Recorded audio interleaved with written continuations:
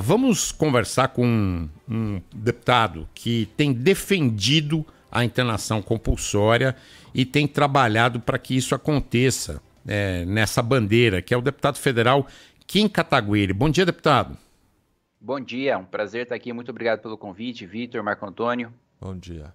Eu queria entender como é que é essa sua proposta. O senhor está defendendo a internação compulsória, né? De que forma ela aconteceria?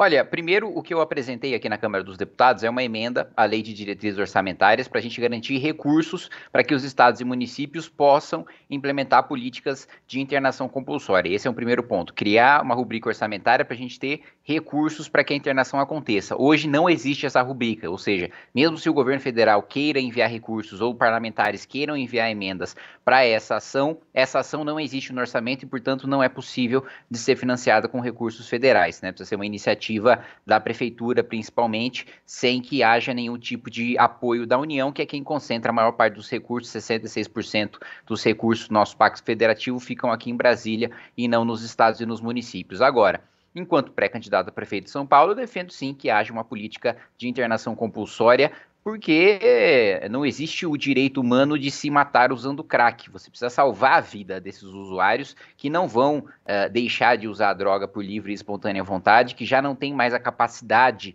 de tomar decisões por si próprios, e quem vai avaliar isso não é o prefeito, quem vai avaliar isso não é o Ministério Público, quem vai avaliar isso é, como diz a lei da internação compulsória, que já existe, portanto ela já é possível, é um médico psiquiatra, é um perito que vai atestar se aquela pessoa está no controle, né, da sua própria vida, tem consciência de si próprio ou se não tem, se não toma mais escolhas por si próprio. Então, a ideia é justamente você fazer esse programa para libertar essa pessoa da droga. Eu tenho defendido e já garanti 5 milhões de reais no orçamento de investimento para a vacina contra o crack, e eu acredito que essa vacina seja um dos caminhos para a gente, no longo prazo, erradicar a Cracolândia, porque ela acaba com a dependência química, mas a prefeitura ainda tem o papel, mesmo quando a vacina ficar pronta, além de aplicar a vacina, de tratar da dependência psicológica, que essa vacina não acaba e precisa de tratamento não só da área da saúde, mas de assistência social. E além disso, quando o sujeito, de fato, abandonar o vício, ele não pode ficar largado, porque apesar de ter se livrado de um grande mal, que é o vício do crack, se a prefeitura parar por aí, ele vai se tornar um morador de rua. Por isso precisa ter uma política continuada de habitação e de capacitação profissional para que essa pessoa possa depois ter uma moradia digna, ter um emprego e andar com as próprias pernas. Deputado, a gente sabe que aqui em São Paulo é um dos grandes problemas a Cracolândia, essa região dominada por usuários de drogas, e que se fosse fácil resolver, já tinham resolvido há muito tempo. O dinheiro que seria repassado a essa questão da internação compulsória, o senhor também comentou sobre a vacina contra cocaína e crack, que é desenvolvida pela Universidade Federal de Minas Gerais, está em fase inicial de teste. Não teria nenhum tipo de solução, talvez até com aporte da União, aporte federal, para solucionar o problema ou pelo menos melhorar a curto prazo, porque tudo isso também depende de algum tempo.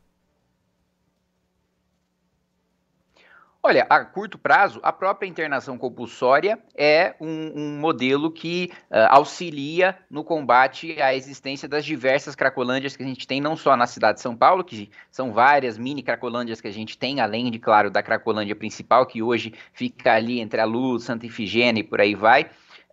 A internação compulsória imediatamente retira, né, o usuário de drogas da rua, né, quebra a cadeia comercial do tráfico, que a gente sabe que é comandado na cidade de São Paulo pelo PCC, e na minha avaliação a prefeitura deveria declarar guerra a essa organização criminosa que atua não só na Cracolândia, mas também nos transportes e em diversas outras áreas da administração pública. Então, a parte da internação compulsória já faz parte de uma solução que ajuda já no curto prazo, né? Outras medidas, a Cracolândia não é formada apenas por usuários de crack, você tem também moradores de rua que não têm vício em nenhuma droga e você tem também aqueles que têm problemas com álcool, em que você pode fazer a internação voluntária. O problema é que hoje a Prefeitura de São Paulo só tem 39 leitos de atenção psicossocial, álcool e drogas, e mesmo que o assistente social faça um trabalho competente, e é difícil convencer, né, a gente sabe, convencer quem tem problema com álcool de se internar voluntariamente, é preciso de um trabalho muito metódico, sistematizado da assistência social para encaminhar essa pessoa para atenção de leito de álcool e drogas, mas mesmo que a gente consiga, 39 leitos não são suficiente para atender nem uma parcela ínfima da Cracolândia, quanto menos todas as pessoas que têm problema com álcool na cidade de São Paulo, né? Então, esse outro eixo de atuar com a internação voluntária e um terceiro eixo de atuar com os moradores de rua que hoje não querem ir para os abrigos porque os abrigos ou não deixam que os moradores fiquem junto com seus animais. Hoje os abrigos até deixam que você ingresse como um animal, mas ele fica no local separado. Eu acredito que a prefeitura deveria conceder as condições sanitárias para que você fique com o seu animal de estimação, basta você se colocar no lugar de um morador de rua, né? Se você tiver que optar entre ter uma noite, né, com uma cama, com uma refeição e ficar com um amigo da sua vida, que é o seu animal de estimação, você vai escolher ficar com o animal da sua vida. É uma escolha perfeitamente compreensível e que a prefeitura deveria ter sensibilidade para escutar. Um outro ponto, poder levar os seus pertences, né? Todo morador de rua tem os seus pertences. Se é uma pessoa de classe média, uma pessoa rica, tem os seus pertences e tem onde deixar os seus pertences, por que um morador de rua, uma pessoa mais pobre, não pode ter um local para deixar suas coisas uma vez que esteja no abrigo? E um terceiro ponto, né? Que isso é sempre muito bem, brilhantemente ressaltado pela professora do INSPER e ex-secretária de Desenvolvimento Social do Estado de São Paulo, Laura Miller, que é a minha principal inspiração em assistência social, que é você fazer com que essa pessoa volte a aprender as regras de convívio social das mais básicas, desde a distância que você tem para falar com uma pessoa, até a altura que você vai falar, até a própria noção de tempo que se perde quando você passa muito tempo morando na rua, e o programa de reabilitação que já existe no governo do estado, que poderia ser implementado na prefeitura, em que há 3 casas separadas. A primeira casa, primeiro, busca